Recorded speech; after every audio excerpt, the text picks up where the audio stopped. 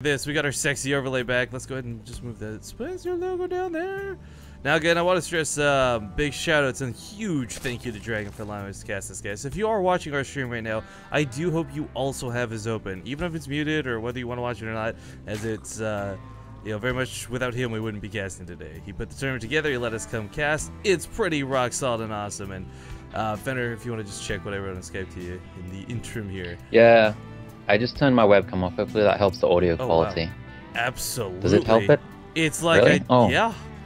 You sound so crisp now. Let's go no camera. Let's do that. Yeah, we'll do no camera. It's fine. All right, guys. Okay. Back to the broadcast. This is game number 2 of this best of 3. It's the first best of 3 of the day today in the round of 8 for the Dragon Invitational number 3.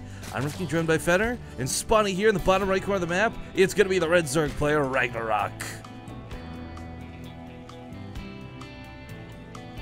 And in the top left of the map, it is MMA from Team Acer. Got crushed a bit in that game, though. Yeah, I mean, you know what? I said a lot of that I really felt came down that first engagement. And the lack of splits to me just felt like, hey, that's EU to NA lag. You know what I mean? For those possibly, who don't know, yeah. Well, for those who don't know, the common occurrence is if you have a player like Ragnarok in Korea and a player like MMA who's currently living in Europe, the middle server is going to be NA. You don't play on Korea, you don't play on Europe. It's too one-sided. So both these guys, I mean, people always like, well, Koreans don't really feel the lag, but that's not the case, guys. Everybody feels the burn when you're on a server that's not your own. Yeah, especially if he doesn't play on this server a lot. That's the thing, because you can get used to it really, well, not really easily, but if you play like a day on a different server with like 200 ping, it feels normal-ish. You're not going to love it, but you can still play on it. But if you just switch over straight away, you go from your 0 ping to 200 ping, then it feels horrible. Well, one thing about this map specifically that I hate, and I don't know about your opinion about this, this is one where I feel the terrain really leads to snowbally leads. Like, whoever gets... It's not about unit composition even so much as it is just getting that map control. Like, there was a game Zombie Open I cast for the IM Korea qualifiers. Cure versus Curious. Cure had like 3-3 weapon upgrades against the Zerg player who barely had 1-1. He's pushing for a kill, but Mutas let him attain enough map control that he's constantly drawing Cure back, and he buys enough time to actually get 3-3 himself. It's insane. Wow. So I mean, you can have a crazy army in this map, and this has definitely been the other way around too. I've seen it happen on happen to Zerg players too. But I mean, it's King Sejong is just so much less about getting a third versus a fourth and more about just controlling the map. Yeah. I haven't really noticed that too much myself, but it makes a lot of sense with the way the maps lay out. If you're like looking at the natural, just the way you can fly in there with mutas so easily. Yeah, if you got map control, like they have to worry about it so much. Wait, did that? Oh, that Reaper got so low HP. Yeah, 2 health, man. One more swipe? Nope. Nah, he's just gonna heal up. This is kind of cool out of MMA though. You know, it was once upon a time we saw 3 Reapers for majority of games. That's also kind of fallen out of favor, just like the crazy Hellbat pushers. MMA specifically, there was a guy who has always been a little bit Reaper light to begin with, and I really enjoy this because he puts so much more focus on scouting and a lot more emphasis then on the follow-up infrastructure than worrying about trying to kill 1 queen with 3 Reapers. It might not seem like such a significant deal, guys, but for a Terran player, you know, I think it's going to be a lot more beneficial to have that 3rd CC down at the time he's going right now, rather than having 2 extra Reapers free on the map. Yeah, definitely. The big thing that it allows as well is to deny scouting, as we saw last game, is trying to kill that Overlord. And a player that doesn't get Overlord speed, like Ragnarok, cannot get in the base to scout what's going on. He doesn't know if Banshees are coming or anything like... Wait, does Ragnarok see that 3rd CC?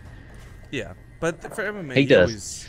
And when you put a part of the wall like this, you're not really trying to hide it. It's just like, okay, look. Yeah, you're not trying to hide it. I don't really like it, though. That's the thing. I mean, it helps against big attacks because you got that big beefy building in there, but you just give it away so easily, and now Ragnarok doesn't even have to try to scout. He knows it's a fast 3rd C. He knows there's no Banshees or anything like that.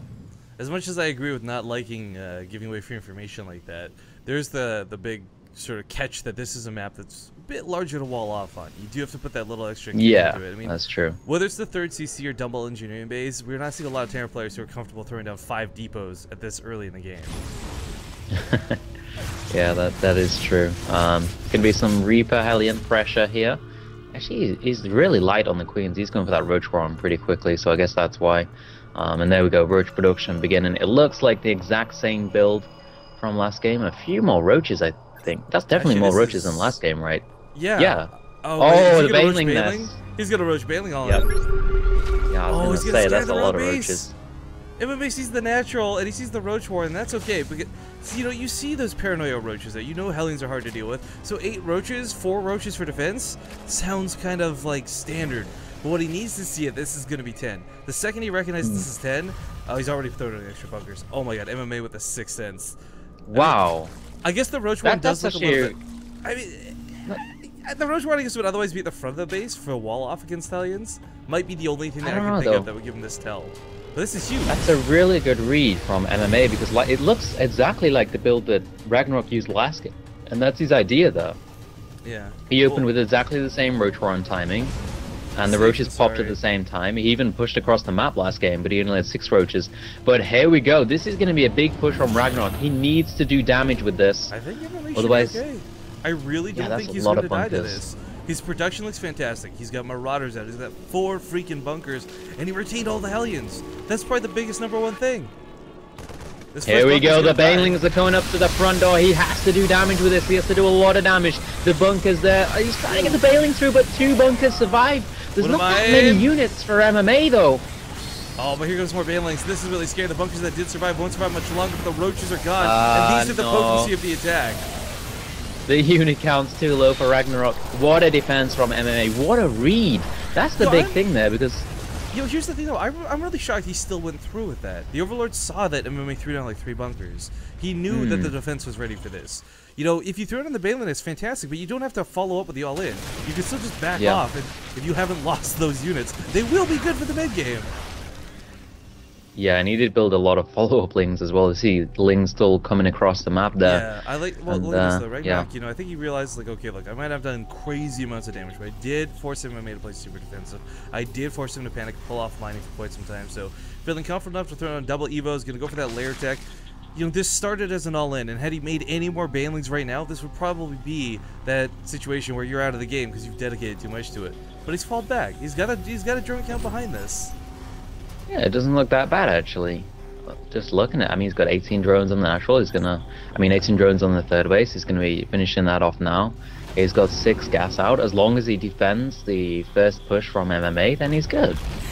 Surprisingly. Well, I think it's weird. MMA is not exactly fantastically far ahead by any regards, but holding that off was a good start to this game.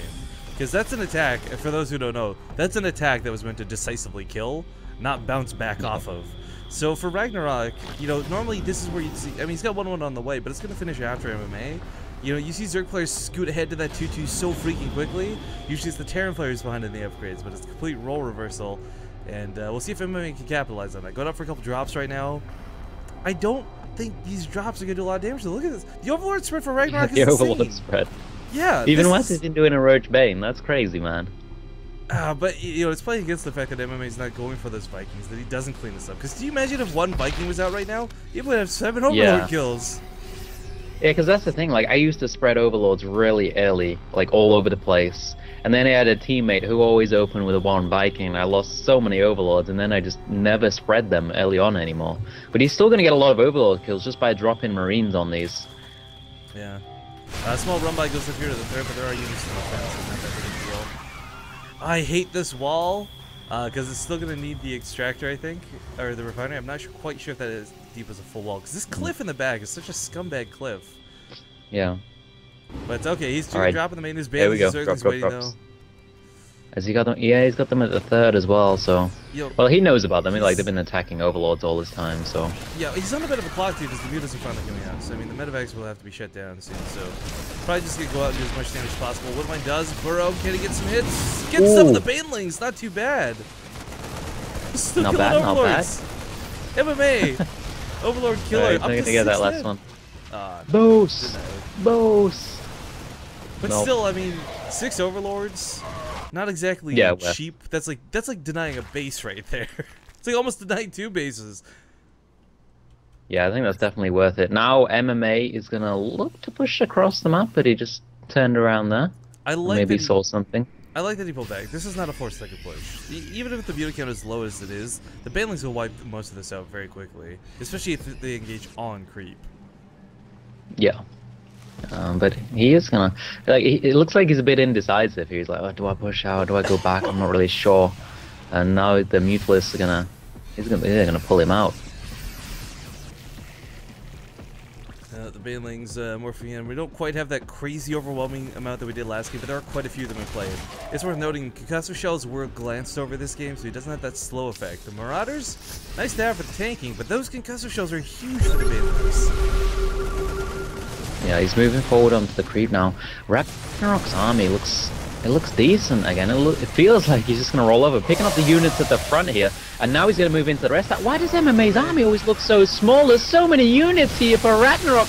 The Swarm killing absolutely everything of MMA, and he just has to run away. He doesn't have the rally point. He's making 11 Marines at a time, but that might not just be enough. How does Ragnarok have so many units every time? Even Roach Bane this game, he's macro. He's gonna go back to the bunker. Is the bunker gonna be enough? There's not a lot of Banelings left.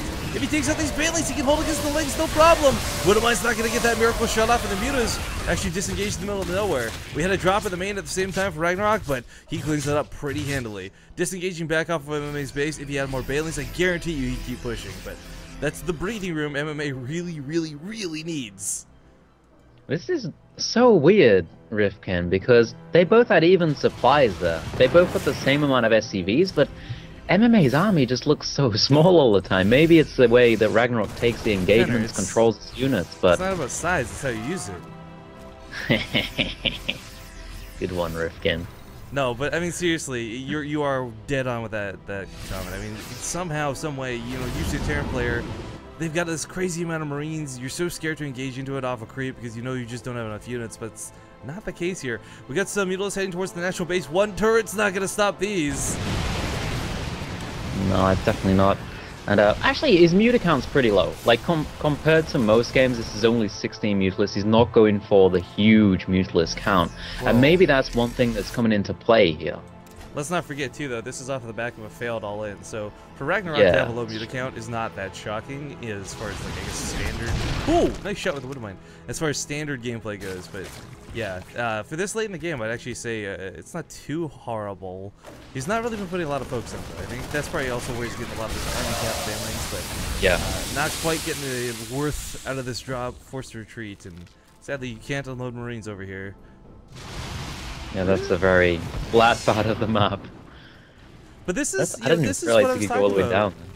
You know, MMA's in a situation where you can't really fight head-on. So these drops, they're absolutely not getting their value, guys, but they're buying him a lot of time. It's the Mutas, instead of pressuring his natural, are chasing to the middle of nowhere, bottom left corner of the map. But MMA, once again, doesn't quite have that crazy army size. Widowmines are not as good as they're going to be, or they once were, so that he can't Going in again, Rifkin. So many Banelings. That's not what MMA can do against this. There's so many units. He just puts everything into the Baneling count, everything into the Zergling count, and his Muta count is pretty low, but it allows him to push in like this. Banelings! There's like a Baneling for each Marine! Spreading out like crazy, gonna do what he can. The Widowmine is doing what they can as well, but there's just not enough to stop the Horde. The bunker's gone, and the rally is not good enough. GG!